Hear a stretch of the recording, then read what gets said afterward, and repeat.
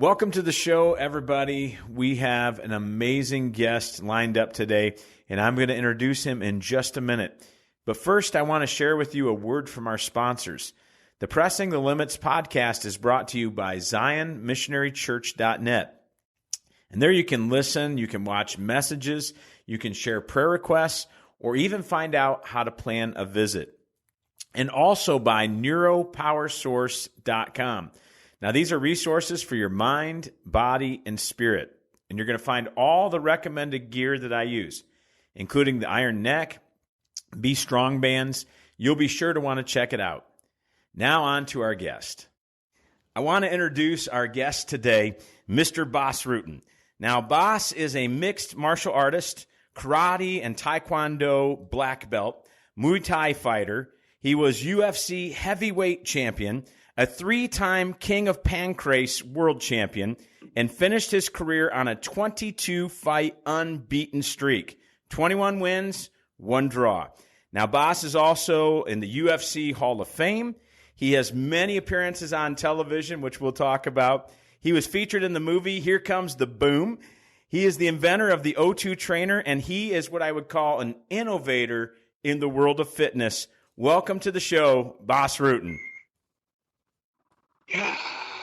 And you pronounce the word pancrase good. Like everybody, they call it like the pancreas or something. You sound perfect. We are so excited to have you on today because I believe that your story is going to inspire people. It's going to encourage them, and it's going to challenge all of our listeners today. And so I kind of like to get right into it. I was at your induction into the International Sports Hall of Fame, and I really enjoyed hearing your story about how facing adversity as a child eventually led you to become the UFC champ. And can you share with us how you got that journey, how the journey happened to get into martial arts? Yeah, I tried to put it in a nutshell because it's a long story. So I was born very sick as a kid. I had a horrible skin disease. So I was a leper in school, something that I didn't like at the time. Right now with the Bible and everything, I'll take it, you know. So, and I had severe asthma as well. So when my eczema would be really bad, my asthma would be okay. And when I had severe asthma, my eczema would be okay. It's really weird. A lot of kids have that. It goes hand in hand together. So anyway, I got bullied a lot on a daily basis. And when I was 12 years old, I saw a Bruce Lee movie, Enter the Dragon.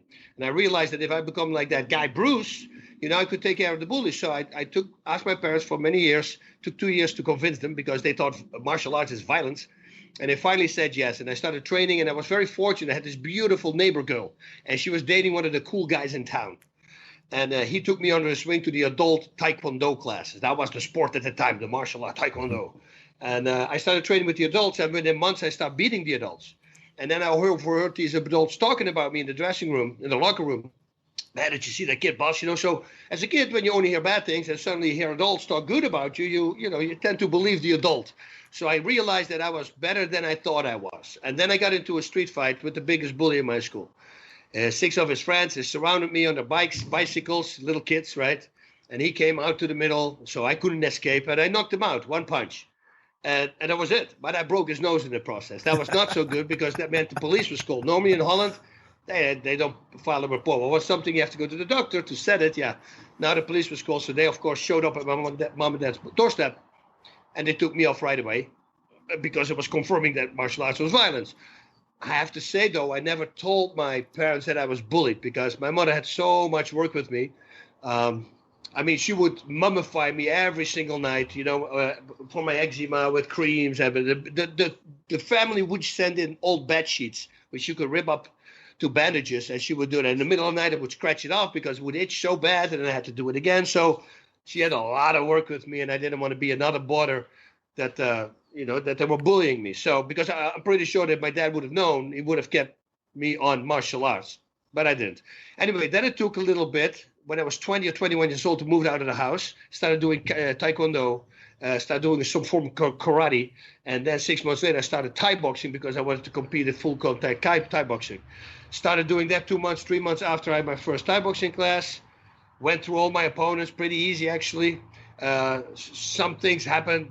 It's going to make the story way too long, but anyway, I stopped Thai boxing because I lost the match. I took a fight after 3 years, and I was drunk when I took the fight. Didn't realize I took the fight. 2.5 weeks before the fight, they called me where to send the posters to. I go, what posters? They said, from the fight. I said, who's fighting? You. I said, who am I fighting? He said, Frank Lotman. I said, the Animal? That was his nickname, the Animal. The guy was insane. 43-0, 39 knockouts. I go, when did I say that? He said, on New Year's Eve. I go, oh, shit. I talked to him, yeah. So I owned up, I owned up my word. And of course, I lost that because I had 2 weeks, which against the pro guy, that was not a smart thing to do. So, and then I got spit out by the audience. I started doing these martial arts shows, comedy shows, and we became suddenly very big. But a lot of acrobatics, big flips. We would backflips to the place where we had to do it. Kick him in the gut. He would grab my foot, swing me back, and we'll kick him with a flying back kick in the face. Like we did some high acrobatics and break tests and cool stuff. And that became big suddenly. Suddenly we had to travel with Dutch TV. We started getting European TV. We started booked on big shows. And on one of these shows, this guy contacted me who knew me from Thai boxing, Chris Dolman. And he said, hey, I always see you doing these backflips and you're a great Thai boxer. Are you interested in doing free fighting? That's what they used to call it. It was over in Japan. So I asked him what it was. He said, well, they put a whole bunch of martial arts together. And then, you can do pretty much anything you do. I said, but the question is, do I get paid for it? He goes, yes. I said, sign me up. So started working out. Took a little bit of time because I had an injury here and there. And then one day he called me. There was a tryout at his gym. 2 Japanese guys were over there looking for new talent because they started this new organization called Pancrase. And he said, jump in your car right now, come to there. So I went over there, got in a scuffle with one of his champions, because he wanted to show off. He went really hard in sparring. We just had to spar each other, show technique. But he tried to knock me out. So I told him to slow down, that it was not necessary, that they just wanted to see technique. And he turned it up. So I go, okay, that's okay for me, but it's not going to be one-way traffic. You understand that, right? So I knocked him out with a high kick. So it looked spectacular. He needed a whole bunch of stitches, and that was it. I saw these guys pointing at me. And 2.5 months later, I was fighting in Japan. And it was the wildest thing. I've never been on a plane. And from Holland. I was born in Holland. I mean, we drive to Vegas here. I'm in California. The same distance where I used to live in Holland. I'm in Paris. So it's a complete different ballgame. And 13 hours, big. My first fight, knocked the guy out, 43 seconds. A lot happened there as well. But anyway, that's when my career started. I lost one by submission because for people who don't understand fighting, punching and kicking, but you have also like judo, jiu-jitsu, sambo, like these ground fighting techniques, chokes, arm bars, leg locks, stuff like that. I had no clue what they were. I lost another fight by way of submission. And then when I lost my third fight by way of submission, I realized, okay, it's either I'm going to learn this game or I'm going to quit. And I found one sparring partner, started training with him 2 or 3 times a day. And then I became obsessed with it. Suddenly I was dreaming ground fighting, waking up my wife in the middle of the night. This happened a whole bunch of times when I would wake her up and put her in a submission because I would dream a submission and I would put it on her and ask her where the pain was. It's your shoulder, right? Yeah. I would write it down, and the next day I did it in the gym. I just and with everything, once you become obsessed and you love something, you do it a lot. And once you do it a lot, well, it's inevitable. You're going to be good at it. So I won my next 8 fights suddenly by submission. So now in Japan, I go, whoa, what's going on? And in effect, I never lost a fight again. What you just said, 22 fights, I didn't lose in the last 22 fights. All because I just made the decision that either I'm learning this game or I'm going to quit. And thankfully, I learned it, and I became obsessed with it. And boom, I became the champion over there. I defended my title twice. Then the UFC, the matchmaker came over to Japan, watched me fight. After the fight, he says, hey, we were really interested in you fighting for the UFC. I would love that because I always wanted to come up with the UFC theme song. I love that song. I go, that's such a badass song. I want to come up with that one time. And that was it. I went to the UFC. Very fortunate. Became the UFC Heavyweight Champion. The first European who won a UFC title. And then, unfortunately, I had to quit. I had so many injuries. So I had to quit. In 2015, I got inducted into the UFC Hall of Fame as well.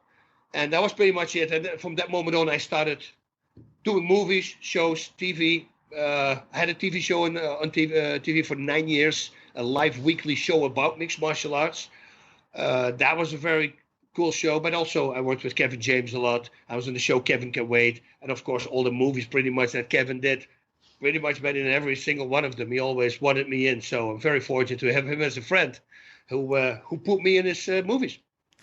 Yeah, that's awesome. I want to talk more about that in a few minutes, but what I love about your story is adversity actually led you to greatness. A lot of people, adversity leads them to go the other way, to just give up, to quit on life. This is my lot. I guess this is the way it's going to be. And just to see how that adversity drove you to become who you become today. I mean, I'm just guessing here, but without that adversity, you might not have even ever gotten into martial arts. 100%. I was a chef. I'm a professional trained chef. That's my original profession, So I probably would have been a DJ or something. I really liked that. Mm-hmm. But yeah, for sure, not fighting. I had to fight just to defend myself. And these stories, and I know we're promoting Jesus and God and all that stuff, but everybody who says, oh, you cannot fight, you cannot hit back. I tried that till I was 14 years old, talking, never worked. One punch solved 95% of the bullying.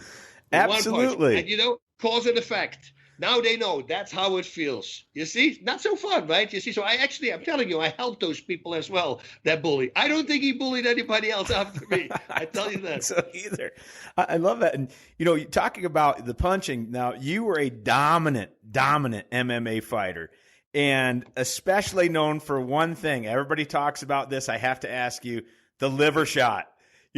How did you come up with that move, and how did that become like one of your signature things that people remember from your fights? And even from, I like your bouncer training, how you talk about, I stab him in the liver, I love that. Or, he's going to knife me, I'm going to return the favor. But how did you become famous for the liver shot?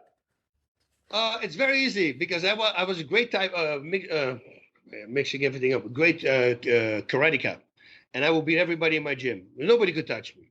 And I went to my first Thai boxing class. Now, karate, no punches allowed to the head. So my hands are here.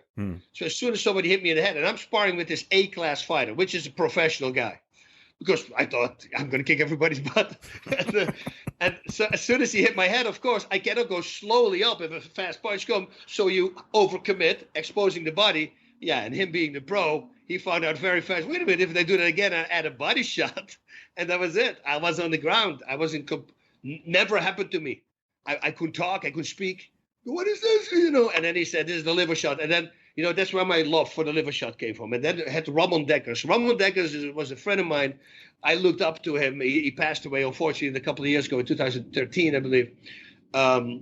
He was the first foreigner who went to Thailand and just demolished every Thai. When he was in Thailand, he became so big that they made him the fighter of the year, which before he came on the cover of a magazine only went to a Thai guy. He was the one that broke the mold. Now there's more people who have that, but he was the first guy ever, because he's just insane. And he also loved the liver shots. And when I saw him cripple Thai fighters who fought 200-300 fights minimum and with body shots, I go, oh, I need to focus on that kind of stuff. This is cool stuff, because a lot of people still focus on the head. So you stand out if you go for the body. And then it's actually pretty easy to start knocking out people to the body. So that's where my love came from. Just getting knocked out one time myself. And it's devastating. It is a devastating move. And I love it when we see you celebrate a victory. We see you doing the jump splits, and I absolutely love that. How did that become something that you were known for? We even see it on your shirts. I remember Kevin James, even before I saw you on the show, a lot of people would look and say, what is that symbol? I'm like, that's Bas Rutten doing the jump splits on these T-shirts that Kevin James wears every week. What made you want to try that? I mean, where did that even come out of? I used to do that for fun with my friends. I have a picture of me being 17 with hair and everything, jumping up in the splits. And what happened was my first match in Japan, I found out on the day of the fight that my opponent was 35 or 38 pounds heavier than I was. I thought that was a big deal, but he said, no, everybody fights each other. There's no weight classes. I go, oh, shit. So imagine I'm coming over there in a different country. Now I'm fighting a guy who's 38 pounds heavier than I am. And then when I asked him, how many rounds do we have? He said, one round.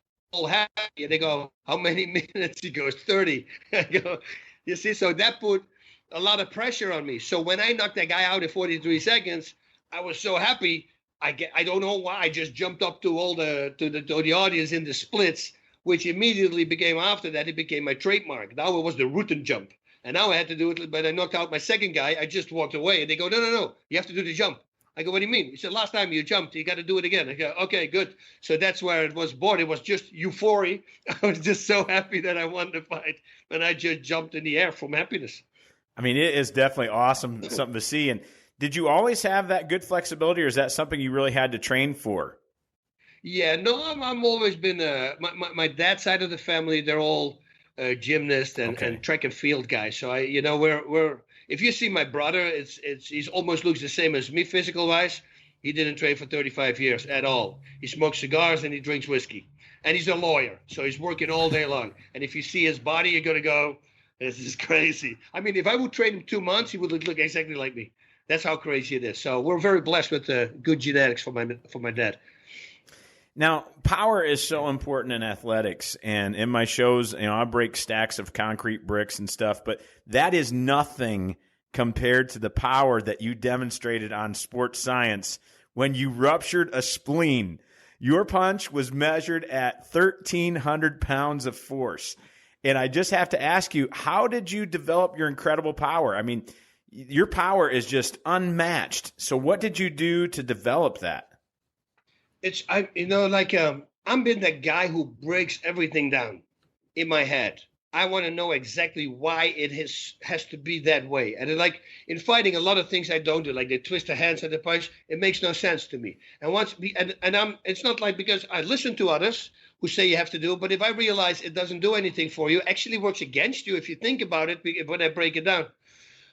So what I see most of the time I can do. And once I connect it, I feel, wait a minute, if I put a little bit more power in there or I lock my hip up a little bit sooner, and you start looking at other fighters like a Ramon Dekkers and like these guys who kick and use their upper body to speed up momentum and all that kind of stuff. And then it's just starting to figure out, hitting it back, you go, okay, how can I deliver the most power? And it's all a combination of course, upper body rotation, having the feet on the floor so you can really use your body weight, because on one leg, you can't put your body weight in there. I always tell people, if you're standing in front of me and I stand on one leg and I try to push you to the side, I'm going to fall to the side. But two legs, now I can use my body weight and I can push you to the side. Well, use that in sparring, in punching. Till this day, if I shadow box, I have this workout, this is an MMA workout, it's an audio workout. Every single day, this is my combination. It's me, my voice shouting out very fast combinations. Mm-hmm. I'm always in the mirror. I'm always watching my feet. I'm always watching my upper body rotation. Till this day, it can never be good. There's always room for improvement. You see, and once you have that mindset, you just figure it out yourself. You go, wait a minute, I can kick harder if I do this, or I can punch harder if I do this. And looking at other people, Mike Tyson, he's the biggest puncher on the planet. What does he do different? Oh, wait a minute, he has a square stance. Oh, guess what my stance is right now? It's a square stance. Ramon Dekkers, the guy I was talking about, also almost a square stance, a little bladed position. But I combined those both because Mike Tyson is the hardest puncher on the planet. I want to punch like that. So let's take mimicking, copying is. I just steal from the best people, and then I try to implement it, and somehow it worked. And now I can punch hard. Not as hard as Mike Tyson, of course, because he's got a God-given gift with that. I mean, did you see him work out right now? It's crazy. It's so scary. And the upper body rotation, I talk about it in every single class. And when you look at him, and I always use him as an example, his name comes up 5 times every class because that's how much respect I have. But he's the epitome of rotating upper body. And if he gives you 3 left hooks, it goes pom, pom, pom. And in slow motion, you will see him do this. It constantly, completely rotates. And that's why he can develop such a power. And that's why I can develop power like that, not exactly like that because it's harder, but because I just look at good people who punch at powerful people and I mimic it. And I think that's a fantastic lesson for people, not only just to be a student of whatever you're involved in, but for our young listeners that are out there, they need to be reminded that, your power comes from the hips. So many of them are just, throwing punches, or they're trying to do this, or they're bench pressing all day, or whatever it may be to try and get more shoulder power, not realizing, if you watch somebody like you, that hip power. When I saw you do that uppercut, I couldn't believe the explosion that came from your hips, even though it was a short distance. And being able to generate power, this is just great stuff. And you need to get on Bas's website. He's got all kinds of stuff out there that can help you with that. And one of the things I think is great about you, Bas, is that you are not just a physically strong person, but you are also a spiritually strong person. Can you share with us your story of how you came to faith and how that came to be? It's an incredible story. Yeah, that's Okay, so I have to go back. First of all, let's talk about a thing that happened when I was 10 years old. So I forgot a lot from when I was a kid. A lot. Because I guess when you bullied and all that stuff, you block it out. On top of that, I was taking incredible amounts of medication, which later we found out was affecting my memory. So thankfully, later in life, when I stopped that medication, it came back. But, there's not a lot of things that I vividly remember from when I was a child. Well, one thing I remember as clear as day. I mean, I'm be in the room right now if I just think about it. And I never knew why it was. It was me, 10 years old, staring outside the window, and I was looking at a tree. And the teacher was trying to get a hold of me because I heard him talk and laughing, kids laughing. But I couldn't make focus on them. I had to look at the tree. And then the teacher finally says, "Hey, Rutten." I go, "What?" I go, "What are you doing?" I said, "I'm looking at that tree." He goes, "What about the tree?" I go, "How did it get there?" And he goes, "Yeah, they planted it there, stupid." I go, "No, I understand that, but the tree before, and the tree before, and the tree before, and if you go all the way back, where do trees come from?" And that was vividly in my mind. Now we go fast forward. Now it's 2000. I think it started in 2002. I started being attacked in our old home by a spirit in the house. There was a woman who passed away. Now we all found that out later. And I also found out why she did it. This is because the family was all okay. It was me she had it out for. In the middle of the night, we'll get attacked. Curtains flying up against the ceiling. I mean, like not, oh, the door opens up. No, freaking up against the ceiling and everything is closed. Like scary stuff. And physically, I was attacked. And my kids never had a problem. Now, I was a heavy drinker at the time. And I think that spirit was a woman who she passed away in the house. We found out later. She was just saying, "Hey, knucklehead, you got this beautiful family. Why do you drink?" And I'm never an aggressive drunk. I'm a happy drunk. But still, being a happy drunk is still being a drunk. So I think that's why she was doing that. Anyway, so that happens. Then I exorcised that demon because there was where the curtain flew up against the ceiling. There was always this cold spot. I was in a room in the dining area. And I just, in the middle of the night, at 3:00, which I didn't know at the time, because I left the faith. I was baptized. I'm a Catholic and everything. I did confirmation, everything, but I was the guy who said all the same stuff about Jesus and everybody. Well, whatever.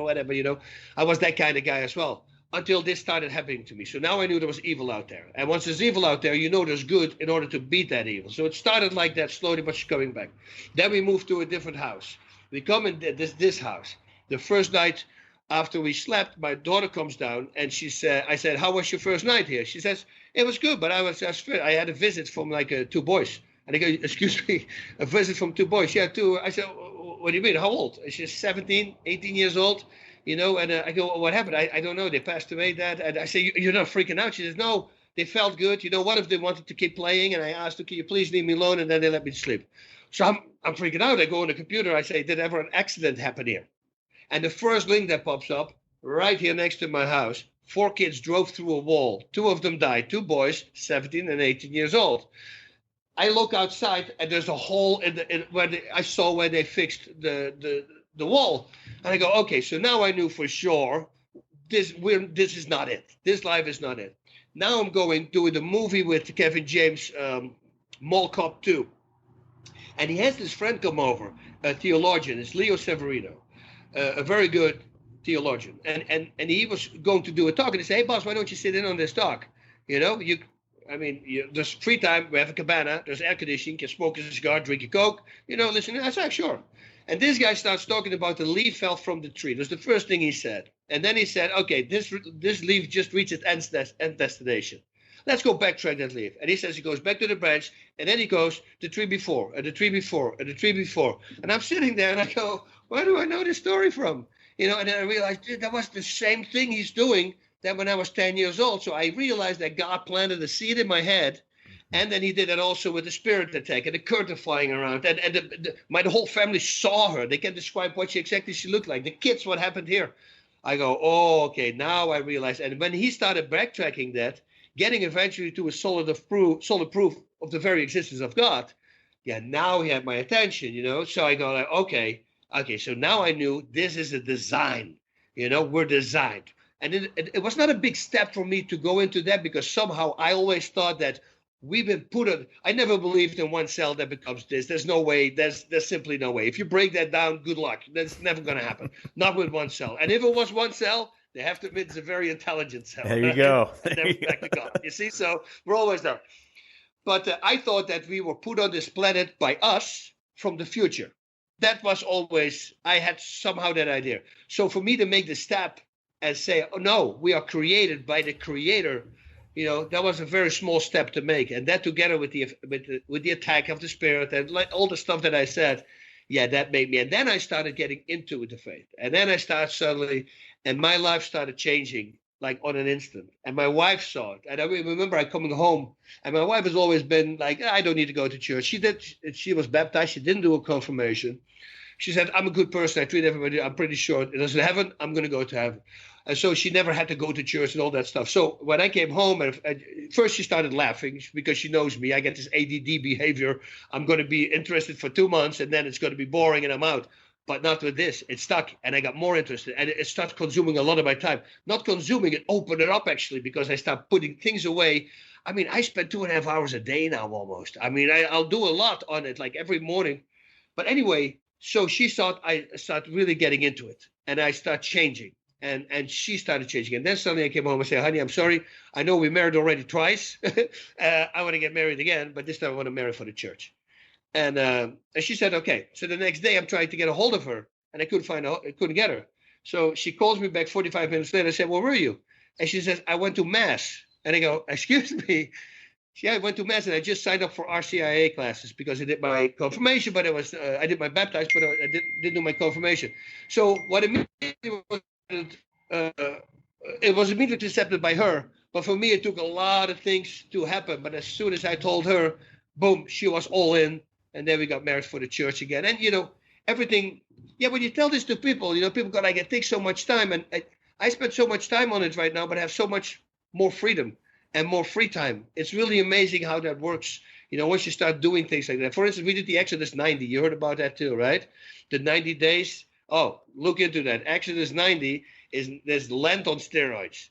Okay. Like there's a list. I will pop it up right now so I can tell you a little bit what it is. That, man, I'm telling you, you should do something like that. It's pretty gnarly. For 90 days, 3 months, you can only take short, cold showers. You have to practice regular, intense exercise. That's easy. Get a full night's sleep. That's easy. Abstain from alcohol. Abstain from desserts and sweets. Abstain from eating between meals. Abstain from soda, sweet drinks. Abstain from television, movies, televised sports. Abstain from video games, from non-essential material purchases. Only listen to music that lifts the soul. Only use mobile devices for work, for a rest nut. Press 2 fasting days a week. Those 3 months, after that, I realized how much time I was wasting on the internet and on searching and doing, because I all had to cut it out. I almost didn't go back. Like if you look at my post, I post once. If I post now, I have that I'm teaching a class. That's what I post, but it's not anymore like every day, 2 times a day. That is gone. I spend time on the more important things right now, not on what we want to get and have and bring with us, because you can't bring anything with us. I'm spending more time on actually going there and making sure I don't have to go to purgatory. Hopefully, still probably have to. You see, so I think that now is more important to me. Plus, I feel better. Everybody sees I'm better. The only thing that my friends saw difference of me is that one guy suddenly told me, dude, I haven't hear you swearing anymore. I say, yeah, I stopped that also, like in 2013. That was the last time I started swearing, because it's so useless if you think about it. Why would you do it? Most of the time you do it because you feel insecure, and you think if I drop an F-bomb here, that it kind of hides my insecurity. And once I start thinking that, I go, I got to stop that stuff too. So you become a much better person. Everything temperance. Now it's when I found out temperance, because the Bible said, whatever overcomes a man, to that he's enslaved. Well, I really like alcohol. I really like this, So, but once you read that, you're enslaved. You're a slave. Yeah, that's actually, you're a slave to that, So I don't want to be a slave. I want to be in control. So it helped me on so many points. And now I'm just having more time while I spend more time with faith. So it's amazing how it works. Yeah, I think one of the things that's the message there is that discipline equals freedom. And a lot of people don't understand that. I read a good book, and it's an older book. It's along those same lines. It was called The Celebration of Discipline. And it was talking about fasting, all these different things that, the church historically did in the early days, and we kind of forgot about it. And it's kind of rediscovering these things. And it's just a great testimony to hear, how God has, taken you along that journey, that memory from 10 years old and how God has used that, and there's no mistakes. You know, he had a plan for you. And that plan then kind of took some interesting turns. Which is interesting is, how did you discover you had this talent for acting, and specifically comedy? No clue. I always been a funny guy and I tell jokes, but acting it's like in fighting, it looks really easy. But, preparation again, right? So when I came to America, it was in 97, within 3 months, I was still competing. But I know I want to eventually do something in film. So I started taking acting classes immediately. That's the first thing I did, because I knew that's a profession. I understood this is a profession. You have to respect it. Going up in front of an audience. Well, let me tell you, my first fight, freaking nervous, right? And slowly but surely goes well. Well, my first time going up in class, tried to do it in 35 strangers, and you're going to have to do an acting scene, a monologue. It's really scary. You start vibrating, you go like, that guy's a professional fighter. I mean, they hear my voice, you see. But again, it's just getting used to it. And once you're used to it, and what I think it helped me a lot in fighting, in acting, was that I had a live TV show on TV, so you can't make mistakes, right? You have to be on, and you learn how to deal with mistakes if you make them, how to fix them, and then live broadcasting and all that stuff. Because in the opening when you have to do the opening, it's all memorized. But things go wrong, once you learn how to deal with that. And then it's always like this. You go, I really messed it up. But then when you watch it, nobody notices it. Because in your mind, you thought you messed it up. But that's because you learn how to deal with it. So the more I was in front of a camera, it became more natural for me. I remember when I did the movie, Here Comes the Boom, my reviews were insane. I mean, and the high people from big organizations, they go, we got to break out started. This guy's really, so I was all excited. But and then a lot of my friends said, hey, Bas, you just played yourself, because that was Nico, the person I was playing. And I go, dude, thank you so much. He goes, why? I said, well, my first acting coach told me that as soon as they tell you that you are exactly like you are in real life, that means you control it. Now you're the same. Because, imagine you're a guy, you're walking on the street, and suddenly there's a group of girls standing there. Some cute girls, and you have to walk, and they all look at you.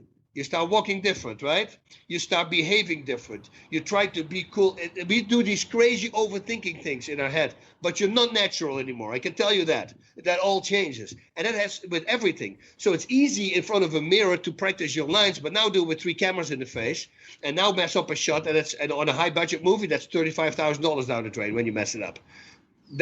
Forget about pressure. That's a lot of pressure. But the more you do it, the better you get at it. So the more I just put myself in weird situations where I really don't want to do it, and I just do it, and because you have to get used to that feeling. And once you get used to it, it becomes easier. But it's never super easy. That I didn't attain yet, but hopefully with some more acting work, I will get there. Like a Kevin James, it's so amazing what they can do, and he can boop, he can cry and command. It's such an incredible actor. And it doesn't matter if he makes mistakes. He knows exactly how to fix the mistake, because it's a sitcom that I did with him. I did like 24 episodes on Kevin Can Wait. It's in front of a live audience. Mm-hmm. You have to do it. So that adds a little bit of pressure, but that made me feel like I was fighting again. It was so cool to do it in front of a live audience. And if you mess up, it's the best. They love it. People start laughing. It's how you deal with it, And then you do it again, and it's man, what a good time. That is probably the best job on the planet ever. If I could have a sitcom on TV, a comedy sitcom, maybe action comedy, sign me up. I would love that. Oh, and people love you. I mean, and you have some kind of chemistry. It can't be explained that how you and Kevin James can play off of each other. It's almost like you feed off of each other. How did he get in touch with you for the very beginning? Was he always like a fan of yours? Like I said, I'd always see him wearing your gear. How did that come about? How did you get that big break? So Kevin used to watch together. He was a roommate with Joe Rogan, and they watched my fights in Japan, which were broadcast to the States on pay-per-view, Pancrase. And he was always mesmerized. And apparently I was one of his guys that he really liked, a fan. So when I moved to America, that was when he had the first season of The King of Queens.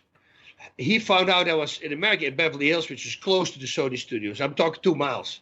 And I used to live actually half a mile from the Sony studios. And he found out I was there. His management called me, contacted Jim, and he said, hey, he would like to meet you. I remember I met him in a 1-bedroom apartment that he was sharing with his brother. That was before The King of Queens became big. He was already at the studio. He was shooting. And he's the same guy, man. He could be my brother. I mean, we come in, boom, boom, and immediately that was it. We have the same humor, same what we like. Of course, he's way better with the humor, but we have the attraction. He's an incredible athlete. People go, oh, he's a big guy. You'll be amazed that when you saw Here Comes the Boom, that is not sped up. That's not when he lifts the guy up at the end, right? And he slams him down. There was a person sitting next to me, some movie reviewer. She was horrible, and she goes, "Yeah, right." The best part from that whole scene was that there were like 800 extras. And that scene came over that he had to, he got caught in an armbar and he has to lift up 220 pounds above his head to slam him down. So he says, can I have everybody's attention? Yeah, he says, Christoph, that was the guy he was doing the fight scene with. He said, come here. Put me in an armbar. He leans over, he puts him in an armbar. He lifts him up like this, huh? He says, you guys seeing this? He's talking while he's doing it. And then the third time he says, okay, so everybody now holds him up. Everybody can see I can do this. Yeah, okay, bring in the crane now. Because we have to film this with the crane. It needs to be controlled, for the camera. But now everybody saw, holy crap, he just did it 3 times in a row. So he's an incredible story. So when that woman goes, yeah, right. I said, well, ask any extra from the 800. He actually did that 3 times in a row. She was so horrible. People, when they judge a book by its cover, I really dislike people like that. But, yeah, he's an incredible athlete. Hand-eye coordination is crazy. Crazy good golfer as well. And on top of that, he's the funniest guy because everything is a joke to him. You see a lot of these comedians, they're like depressed also, right? They go up and down and up and down. Not him, dude. You sit at a table, when he sees things, and automatically his mind goes to a joke. He makes a joke out of it. That's how that mind works because he's a writer as well. It's just incredible fun to hang out with him and all his writers and all his friends because all the same. He surrounds himself with the same people, so there's a lot of laughing. Well, you guys have great chemistry, and I want to switch gears for a minute. As a performer, I used to blow up hot water bottles all the time in my shows, and so I've always been interested in breathing. And I came across this device that you created, and it is a game changer. It is the O2 Trainer. And I'd like to know, and something I use every day, I even use it this afternoon just because it helps me have clear thought, that benefit of slowing down your breath, making sure you're belly breathing. But can you share with us how and why you created that device? And then why it's important to train the inspiration muscles. There's a lot of devices out there, but this one specifically focuses on inspiration. And why is that important? Because I said there's a lot of people making decisions about what kind of device to choose out there. Can you elaborate on that? Yeah, I can. So first of all, I came up with this idea when I was 14 years old. And I came up with it because I was a severe asthma patient. I would have every 6 weeks or so, I will be a week or 8 days in bed, not able to move, not able to eat. And it's very hard to just drink something because 24/7, like very bad asthma attacks. Like going to the restroom will be 45 minutes undertaking. But when I would resume my track and field after an attack, I would always break my running times. And it drove me nuts. Why would that be? So I thought probably the medication I'm taking, the cortisones, it's got to be something with that. I don't know. And then I went to the doctor, which I was, every month I had to spend 2 hours with the doctor, somebody from the office. They teach you how to breathe, because a lot of people raise their shoulders. You have to breathe core, your diaphragm. And when I was there, I saw a poster on the wall from a pair of lungs, a drawing. And I saw an infected airway because as a kid, you think the lung infection, a lot of adults said it's in the lungs. It's not. It's in the airways to the lungs. There's 2 of them. And they showed a healthy one and they showed an infected one. That was it. I was like, oh, I've been working out. I've been working out with resistance for a week straight, every single day, 24/7. So now I made the muscle for breathing in much stronger. So when the infection is gone, it's much easier for me to breathe. Why don't I come up with something that controls the air intake? That's literally it. And then I started, I don't have my keys here, but I started doing it like a washer.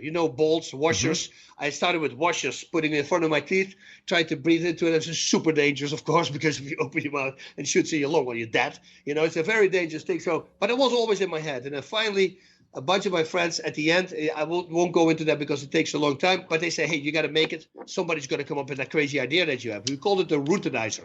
And I would always tell this at parties, like an invention, the Ruttenizer. And everybody said, dude, you got to make that thing. That's a good invention. So anyway, I started making it. I started training with it. And I realized 3 weeks after I trained with the prototype, my asthma was gone. Now, imagine this. Every single fight in my life, everywhere, if I would sit here and I would sneeze violently 3 times, I need my inhaler to open up my lungs. They would close up. Exercise induced, that's what a lot of asthma patients have. So before every fight in the dressing room, I will warm up. But then after 1 minute of warm up, your lungs close. You have to spray them open, and now you're good. Now you can go for hours. Okay, so suddenly not to have an inhaler with you anymore, the freedom to not wear that thing in your pocket everywhere you go. And what if you're somewhere and you forgot it? And now you have to sneeze 3 times really loud. Now your lungs are closed. Now you don't have it always in the back of your head. Suddenly it was gone. I didn't need it anymore. Sent it to a friend of mine in Holland who was a buddy of mine who I knew had asthma. I said, train with this thing, dude. This is going to help you. 8 days later, he called me. Asthma's gone. I want to say, he's selling them right now actually in Europe because that's how much he believes. And that was it. And then I started training. And I thought, oh, it's good. Originally, it was for athletes, of course. But then suddenly my asthma was gone. COPD started working. Now we have people with anxiety, PTSD. You're already touching on that because anxiety and PTSD is once they get nervous, they start shallow breathing. You see, the breathing. And a lot of people, 95 out of 100 people breathe wrong. Only 5 people from 100 breathe the correct way. Because everybody goes, that's breathing. It's not, but everybody raises their shoulders. No, you have to do your core.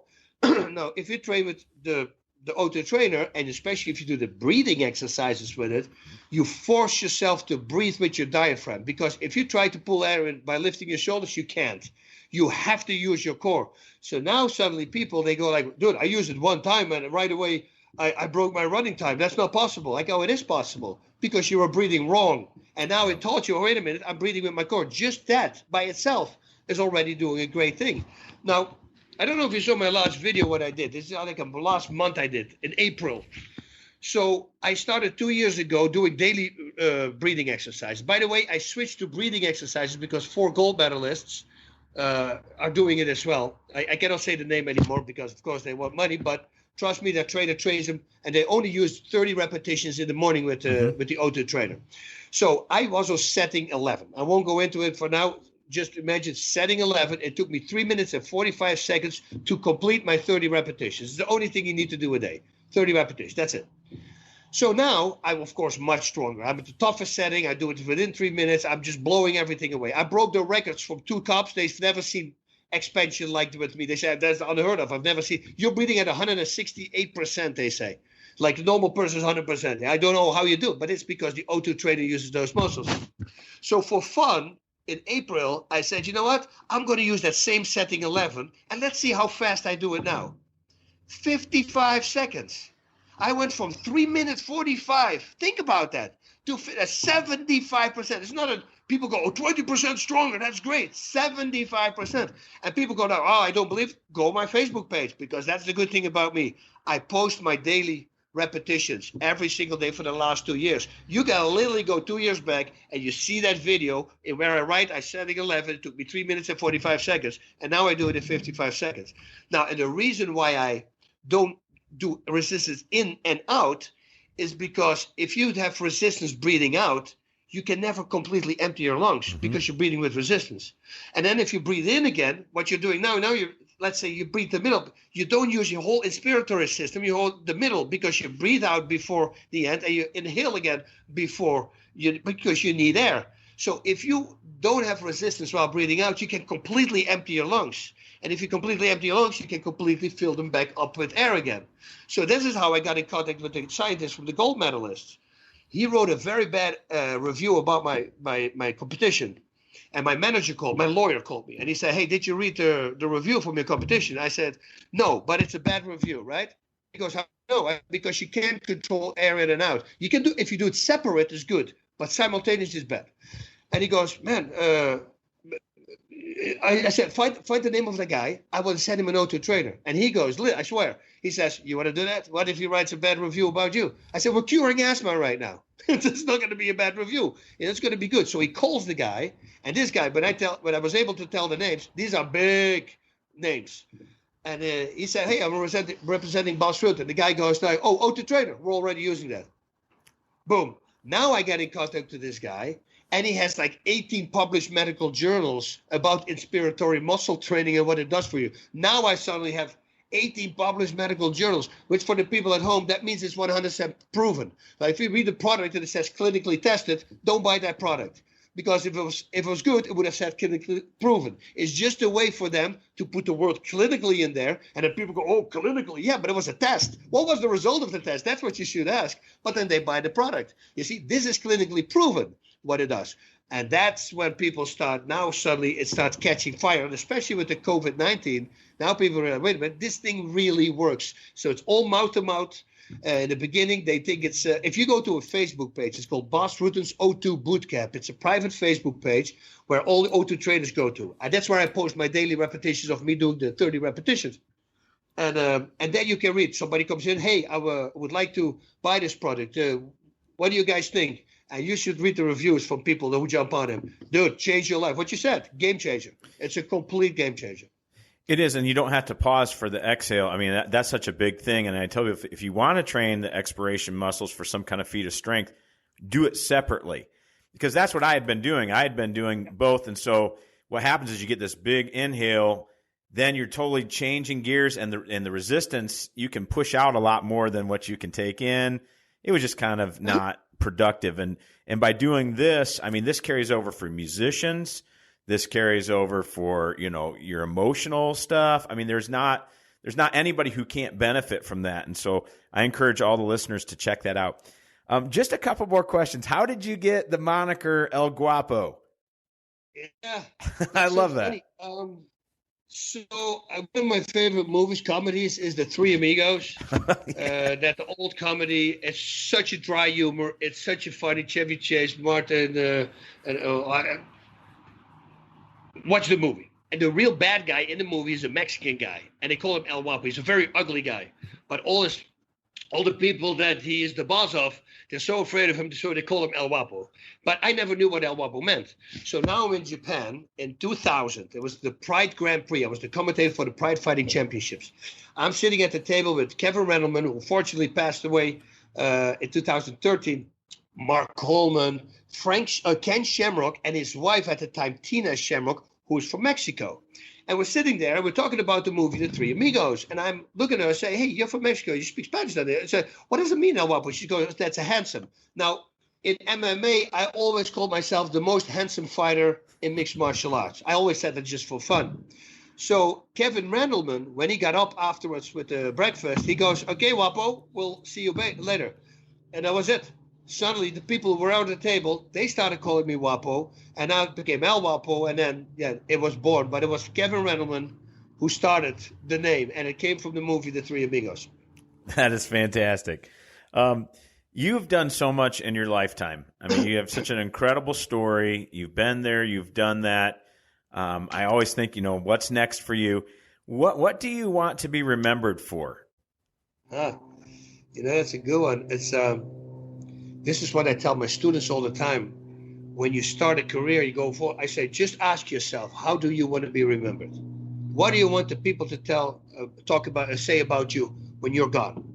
That's the most important thing. Now let's stay fighting. Do you want to be remembered as the guy who took PEDs, illegal drugs, in order to win and became a champion and got caught? Or you want to be, known for the guy who was very technical, had great technique, but he never had really great stamina, and that's how he lost? Or the guy who never really worked on his ground game? He was a great striker and he won some fights, but then he always lost when he would go to the ground. No, how do you want to be remembered? You want to be remembered as a good guy, right? Somebody who knows everything in mixed martial arts. You cannot submit him. You cannot knock him out. Stamina, everything should be there. Not only that, now you have to carry like that as a person as well. And again, I come over this. We're all focused on what we have here, the earthly possessions, right? We all want more, and more money, and more this, and more power. It's all based on that, but we're not looking at what we're going to. We're going to a place that will be forever. So that means our life on earth here, the 80, 100 years, what it is, it's a blink of an eye, not even, compared to where we're going. Think about that. We're going a million years. No, forever. So I think it's more important to be remembered as a good guy.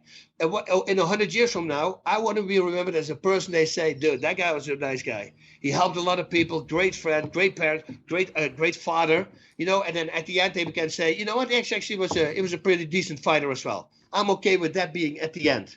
But at the beginning, I would like to have him say, that was just a good guy. If he said yes, it was yes. And if he said no, it was no. It was never a question with it. I'm always on time. I create these habits. I do all these things. I always try to take care of people around me. That's just simply who I am. And I've been doing that my entire life. You know, all the street fights that people hear me about, well, it is because, again, I was bullied, right? And as soon as you knock out a bully and you realize, wait a minute, I can do this. Now, guess who took care of all the other kids who got bullied in school? That was me. And now, if I see injustice, whatever it is, a woman get hit, bonk, I'm already in there. 5 guys against 1, I'm in there. You see, I just drawn to that right now because I need to fix that. You know, I cannot let that go, and that's why people go, dude, this guy was crazy with street fighting. You know, in Sweden with the 5 bouncers that have been in jail there, and people go, this guy is insane. But if you really listen to it and what happened and why it happened, you realize it's always for no reason.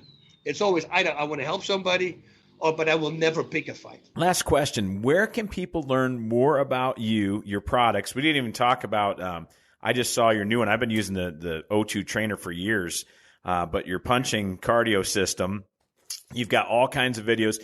Can you share where people can learn more about you, your products, and is there anything else that you'd like to share?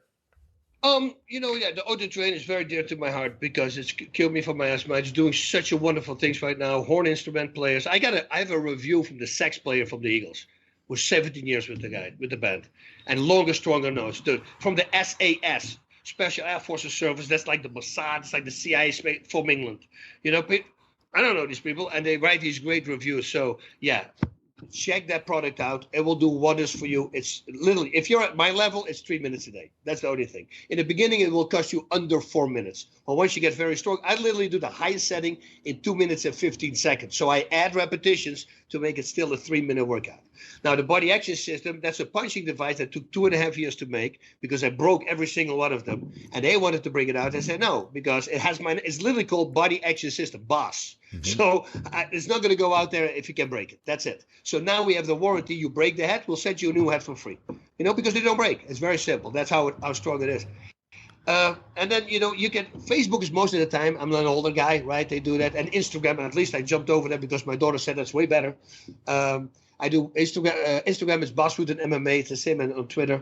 And Facebook is just facebook.com/Bas Rutten. And what I do now, like we did for 8 weeks, the first 8 weeks of the COVID-19 thing, we streamed workouts every single day. And then after 8 weeks, I started doing 4. 2 workouts and a Q&A session and a recovery day, you know, because I had to tone it down and spend a little bit more time on my own business now. But that's when you see me post, that's probably about, hey, there's another workout coming up like this morning. I just came back from it. We did a hard workout, and now on Wednesday is the hardest workout. On Wednesday is a workout. We do boxing, Thai boxing, and mixed martial arts as a warm-up. And then it's a 30-minute straight workout with no rest. The rest things are going to be filled up with, if you have rubber bands or weights, bring it with you. Make sure they're in the place where you are. And then just punching, kicking, you know, and go back and forth to punch it. Power training exercises and stamina. Power training. This is how I train my entire life. That is why I went so fast, so good, because I understood that breaking it up doesn't do anything. Once you start combining it, like for instance, if you do 100 sit-ups and now go run on a treadmill, you know exactly why this is not a good combination, because your core starts pumping up and it starts getting thicker. Like that's what your muscles do, right? If you make them thicker, but also to the inside. Well, what's behind the inside? That's your lungs. So now the space that you normally have, well, it gets more compact. You can't completely inhale anymore. That's the thing with the O2 trainer. I broke the record more than 2 inches with chest expansion. I have always a maximum pull. I always fill my lungs up the maximum amount. A lot of people go, yeah, you only have like so many gallons. I say, yes, that's 100% true. But with what I just said, if your muscles are tight in between your ribs, the intercostal muscles, they called it, you breathe with them as well, you can't completely expand. So then you use your lungs maybe only for 80% or 75%. Once you can completely expand, you will always be able to fill them up completely. So yeah, O2 Trainer is the hardest one for me, I would say. Go there, check out. If you don't want to buy it, but first read reviews first or ask questions, Bas Rutten's O2 Bootcamp on Facebook. Ask a request, I will let you in. It's a private page. And then you can just ask the people there. And there's over 3,500 members, I think. And you can ask anybody what they think of the product, and they will answer you. And it's cool to read, man. The good stuff that it's doing. PTSD, when that came, that was a big thing. My cousin has a friend with COPD, couldn't walk his stairs up, but he came to visit him. 2 weeks later, he comes. I sent him an O2 trainer. He's good. He just walked up the stairs. I go, you see, that is cool stuff. I love it. That's why I'm working right now with doctors In Texas, I just had the whole box for his students because, I want to see if I can make it a medical device. Because it won't, for the people at home, it won't take your allergy away. I need to say that, so because if you're for pollen, for instance, if you're allergic for that, well, you start wheezing. I have the same thing. I will start wheezing, but I just don't need the inhaler anymore because I pull the air straight through. It's so powerful now, you don't need the inhaler anymore. And if you want to use an inhaler, don't have that feeling, of course that's okay. But cutting down on cortisones, it's a big thing. It's good for the body.